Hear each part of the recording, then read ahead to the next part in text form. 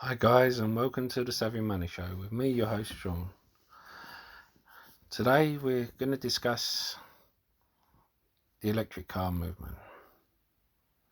I'm going to throw in a couple of that aren't electric cars just to mix it up a bit. If you find it informative or entertaining, please hit that lovely like button. It helps with the YouTube algorithm. If you want to see more videos, please hit the share button or subscribe button. Share button share with your friends, get more viewers on. Subscribe button to see more videos. If you're looking for a free trading account to trade these shares, the links are in the description below. You'll get a free share, and so will I. Help support the channel. Anyway, on with the show. Of course, when you talk electric cars, there's no one bigger than Tesla. They build the cars, they build the autonomous driving, they build the batteries, they build solar panels and the power walls for you to charge your cars. You can't really leave them out. The only thing you can ask them to leave out is the high price. I went in when it hit $6.90, and then when it went up again, I sold my position.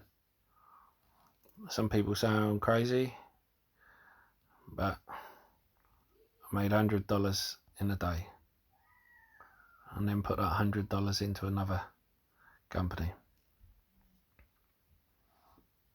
Now,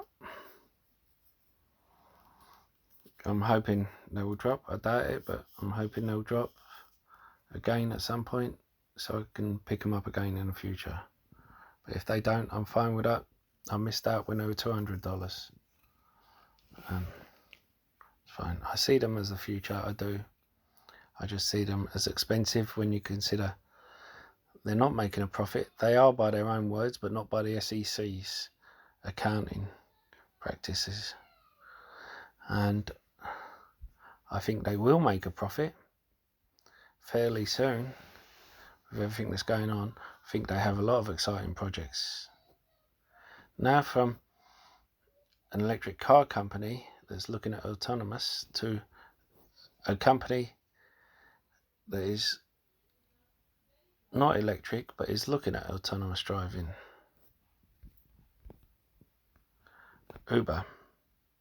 The reason I sold my position in Uber, made a little bit of profit, not much. I don't usually sell to make this little profit, is because they're being sued by US states, and obviously the drivers haven't been making money, so they haven't been making money. They've been only Uber Eats have been making money. As well as that, they are appealing losing their license in London. That's a major city for them that they've lost their license. They may get it back, but because they've won an appeal before, but it's been over safety concerns, and they've lost it before over safety concerns. So if they do win the appeal, there will be a huge backlash, especially nowadays. And I forgot to mention with Uber, there has been an incident where Google took them to court for an ex-Google executive who went to Uber taking Google secrets for their autonomous driving, and as a result Uber had to give them $72 million worth of shares. So they've just lost 72 million off their book, and Google have just got 72 million, and they're not allowed to use the technology anyway. Now, when we look at Tesla's competition, not really competition, I did a video about their competition in China. I won't discuss the biggest competition in China because they're in a legal battle with them, and I mentioned this in the video previously. We'll go to Nissan, the biggest competition in the UK.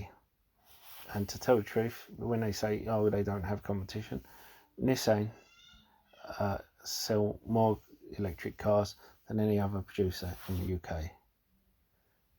And worldwide, they sell more than anyone other than Toyota. Tesla are behind them at the moment. I'm sure Tesla will surpass all of them. But at the moment is the American and Chinese market which is keeping them propped up. I'm sure they will break into all these other markets with the advances they've got. But I own a Nissan. I actually paid for it with shares. I sold some shares and paid for it. But it's a great car. My wife actually said when she first got in a Nissan Leaf, she would never go back to petrol. And I strongly suggest if you're a petrol driver to either try a Nissan Leaf or a Tesla. They are the two to have. Now we go to Tesla's other competition in China, and the ones who actually succeeded in doing what Elon Musk couldn't and had to scrap, NIO. They only recently become their competition because although selling the cars and their technology wise they were the competition, the balance sheet wasn't enough to make them competition. Now they've just received billions of dollars in funding and investment. NIO they're called. And I've heard of some people in China actually trading in their Tesla for NIO. It's classed as an executive electric car, and they are something to behold. They actually do a longer range than Tesla at the moment, although I think Tesla are holding back on their long range ones, and they will surpass them again. Now, the Daimler are investing a lot of money in their electric car technology. They're at a low price, and they are looking for the executive electric car market in Europe. They have the name, they have the technology, they could do it. And I think when you look at the price and what they were, I think they will have no problem getting up to $50 a share. Now, this one may seem a weird one because it's not an electric car market, and you see here it was at $125 a share, so not quite half the price but almost. Now you may think of Continental as tyres and wheels, and that's the main part of the business, but they have a massive amount of patents on their books, and it's, I thought Yahoo Finance might have on that, but it's forward PE of 4, which is, for a company of this size, it's amazing. Now, when